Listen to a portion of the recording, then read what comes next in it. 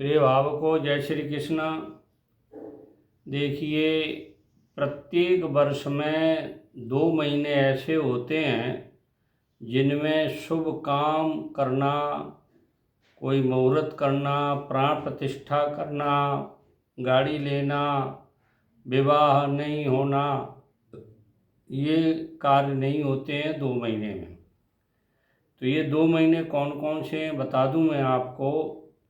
एक पौष की संक्रांति होती है, जो धनु राशि में जब सूर्य आता है उस समय शुरू होती है, और लगभग चैत्र महीने में मीन राशि में जब सूर्य आता है तो ये मीन की संक्रांति होती है, और पौष महीने में आती है वो धनु की संक्रांति होती है।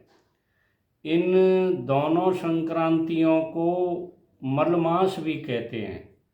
मलमास का मतलब है इसमें कोई भी शुभ कार्य करना वर्जित है। विवाह हो, चाहे हवन यज्ञ हो, प्राण प्रतिष्ठा हो, और भी कोई काम हो, तो ये इन 2 महीनों में नहीं होते हैं। इस वर्ष जो है 15/12/2024 को रात्रि के 10:11 पर पौष की संक्रांति यानी धनु की संक्रांति हुई थी, धनु राशि की। तो 15/12 से 14 जनवरी को फिर मकर की संक्रांति आई, तब शुभ काम शुरू हुए। 1 महीने कोई काम शुरू नहीं हुआ। इसी तरह से मीन की संक्रांति जब आती है, मीन राशि में जब सूर्य आता है तो उस समय कार्य बंद हो जाते हैं, और जब कुंभ राशि में शनि आएगा, नहीं उसमें मेष राशि में शनि आएगा, उस समय सारे कार्य शुभ शुरू हो जाते हैं। अब देखिए किस बार को कौन सी संक्रांति पड़ेगी तो उसका क्या फल होगा, इसके बारे में मैं बता रहा हूँ। जैसे धनु राशि की जो संक्रांति है, जो पौष महीने में लगभग आती है, तो वो संक्रांति अगर रविवार को शुरू हुई तो अन्न का भाव तिगुना हो जाएगा। यानी रविवार से शुरू होगी पौष की संक्रांति या धनु की संक्रांति, तो अन्न का भाव तिगुना हो जाएगा। मंगलवार को अगर पौष की संक्रांति आई तो अन्न का भाव 4 गुना बढ़ जाएगा। और शनिचर को अगर पौष की संक्रांति शुरू हुई, धनु राशि की संक्रांति शुरू हुई, तो 3 गुना भाव बढ़ जाएंगे अन्न के, महंगाई 3 गुना बढ़ जाएगी। और देखिए बुध शुक्र को अगर पौष की संक्रांति शुरू होती है तो भाव सामान्य रहेंगे, मतलब ज़्यादा बढ़ेंगे न ज़्यादा घटेंगे, सामान्य रहेंगे।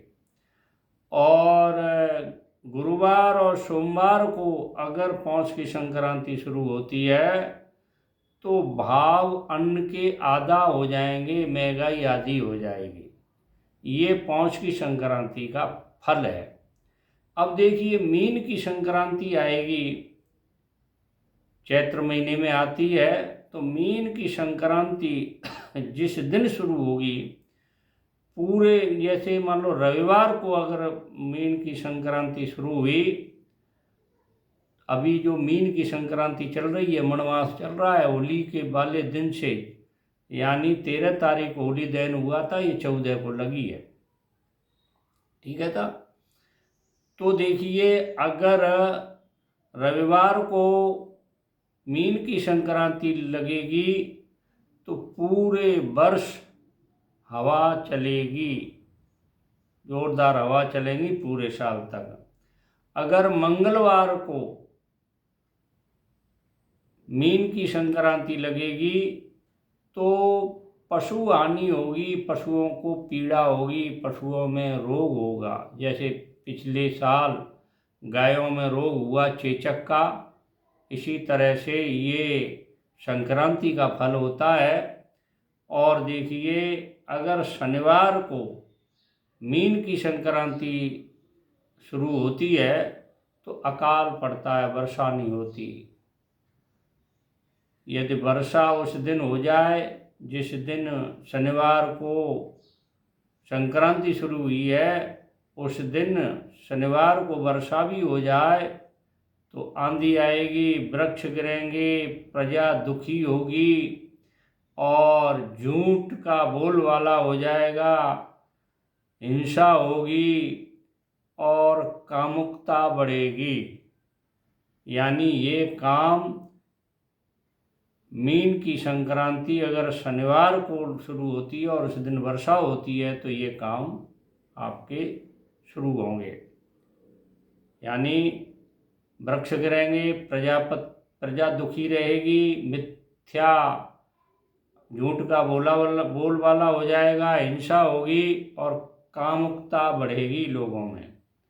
अब देखिए, बुधवार को अगर मीन की संक्रांति शुरू होती है तो शासन व्यवस्था छिन्न भिन्न होती है। मतलब कोई या तो प्रधानमंत्री या मुख्यमंत्री या कोई भी राजनेता का शासन समाप्त हो जाता है, किसी भी पार्टी का, और महामारी फैलती है, चिंता हो जाती है और डर का माहौल पैदा हो जाता है। सोमवार को अगर मीन की संक्रांति लगती है तो उस दिन सुख होता है, उस पूरे साल सुख रहेगा और शांति बनी रहेगी। रविवार, मंगलवार और शनिवार को ये तीनों वार क्रूर वार हैं। तो देखिए, रवि, मंगल और शनिवार को अगर पाप ग्रह हैं ये, उस दिन अगर संक्रांति मीन की शुरू होती है तो महंगाई होती है, महंगाई में वृद्धि होती है। इस प्रकार मेरा कहना है कि शुभ वार में तो अच्छा समय निकलता है, क्रूर वारों में अगर कोई संक्रांति शुरू होती है तो वो महंगाई, बेरोजगारी, हिंसा और शासन का पतन भी होता है। इस तरह का फल होता है। अगर मेरी बात आपको अच्छी लगी हो, बढ़िया लगी हो, समझ में आई हो, तो मेरे चैनल को सब्सक्राइब करिए, लाइक करिए, शेयर करिए। जय श्री कृष्ण।